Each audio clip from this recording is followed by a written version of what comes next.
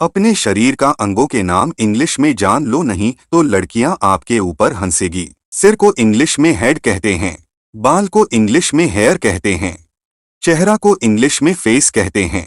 अपने शरीर का अंगों के नाम इंग्लिश में जान लो नहीं तो लड़कियां आपके ऊपर हंसेगी।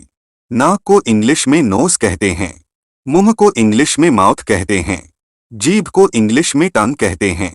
अपने शरीर का अंगों के नाम इंग्लिश में जान लो नहीं तो लड़कियां आपके ऊपर हंसेगी। दांत को इंग्लिश में टूथ कहते हैं। गर्दन को इंग्लिश में नेक कहते हैं।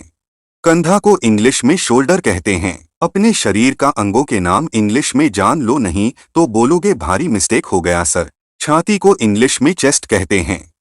पेट को इंग्लिश में स्टमक कहते हैं। कमर को इंग्लिश में बैक कहते हैं।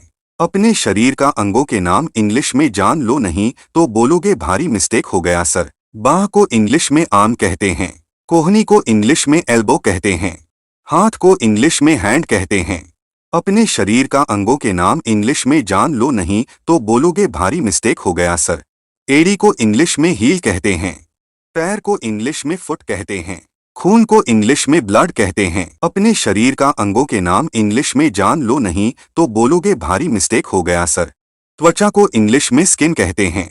मस्तिष्क को इंग्लिश में ब्रेन कहते हैं। हृदय को इंग्लिश में हार्ट कहते हैं।